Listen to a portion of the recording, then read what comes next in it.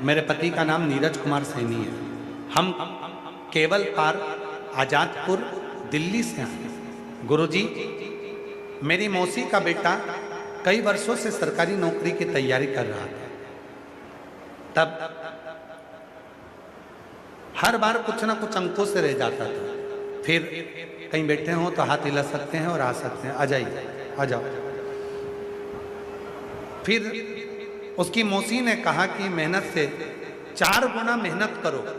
Sure वाला बाबा कहता है इतनी मेहनत करो कि रात दिन एक कर दो, पढ़ाई में लग जाओ, 4 गुना मेहनत को करो और जब एग्जाम देने जाओ तो बेलपत्री पर शहद लगाकर बाबा को लगाकर नौकरी के लिए जाओ।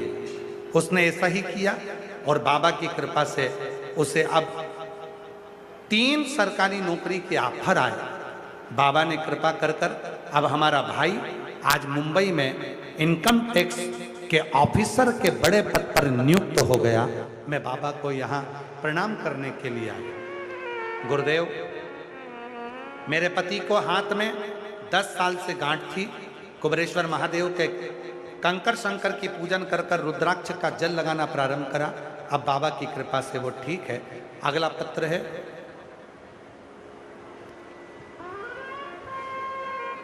मेरा नाम जागृति, मेरे पति का नाम राजकुमार है।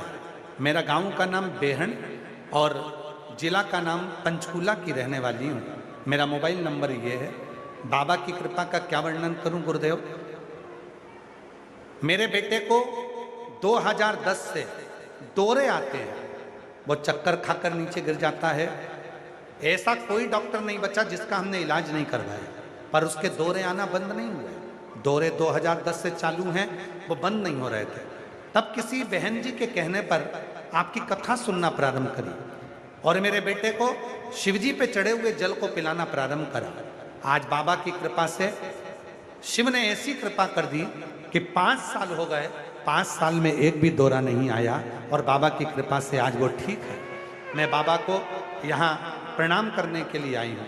अगला पत्र है,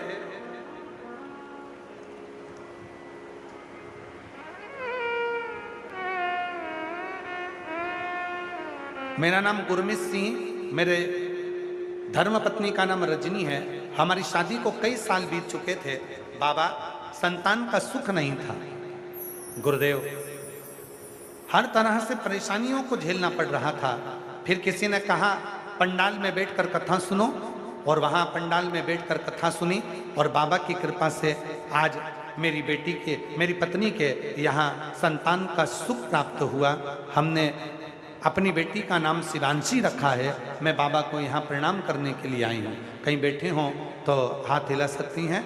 अगला पत्र है, गुरुजी, मेरा नाम राखी, पति का नाम अमित, पाठक, सहारनपुर के रहने वाली हूँ। हमारा मोबाइल नंबर ये है। भोले बाबा की महिमा का क्या वर्णन करूँ। बाबा, मेरी शादी को 12 साल हो गए थे। 12 साल से कोई संतान नहीं थी।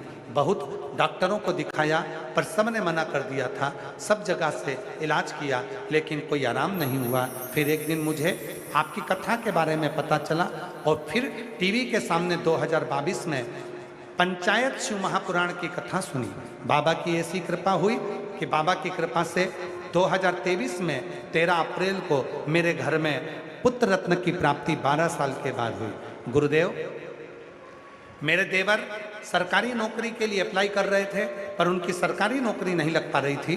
तब उन्होंने बेलपत्री पर शहद वाला प्रयोग और आपके कहने पर मेहनत को 4 गुना करा। आज मेरे देवर की इंडियन रेलवे में उच्च पद पर नौकरी लग गई है। मैं बाबा को यहाँ प्रणाम करने के लिए आई शिव को। और जो जैसी भा